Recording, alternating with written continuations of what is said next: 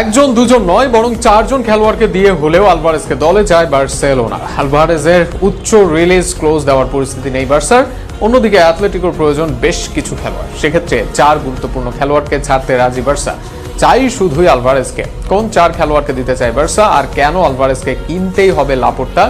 বার্সেলোনার নম্বর 10 Ansu Fati আর তরুণ তুর্কি Fermin লোপেজের সাথে লোনে থাকা ল্যাংলেট ও ক্রিস্টেনসেন, এই চারজন খেলোয়াড়কে দিয়ে বিনিময়ে একজন খেলোয়াড় চাচ্ছে বার্সা। ফলে দলটির হয়ে উঠতে থাকা আলভারেজকে ছাড়তে পারে তারা। তবে আলভারেজকে কেনই বা ছন্দে থাকা লামিন রাফিনিয়াদের সাথে চাইছে বার্সা কর্তৃপক্ষ। মূলত এবার নিজেদের বাজির ঘোড়া হিসেবে আলভারেজকে বার্সেলোনা দলে চায় সভাপতি লাপোর্তা ও তার প্রতিদ্বন্দ্বী। ঘটনা এমন যে নতুন সভাপতি যিনি হবেন তার ইশতেহার আসতে পারে যে সভাপতি হলে তিনি আলভারেজকে দলে আনবেন। অন্যদিকে সেই ইশতেহারের সুযোগ না দিয়ে আগেই আলভারেজকে দলে আনতে চায় বর্তমান সভাপতি লাপোর্তা। আলভারেজ এই মৌসুমে লা লিগায় 27টি গোল করেছেন। মার্কা জানিয়েছে তার দুর্দান্ত পারফরমেন্স নজর কেড়েছে বার্সেলোনার। আলভারেজ আতলেতিকো মাদ্রিদের হয়ে দুর্দান্ত ছন্দে আছেন। বার্সেলোনার তরুণ তারকারা যেমন লামিন, পেদ্রি আর কুবার্সি আগে থেকেই দল সামলাচ্ছেন।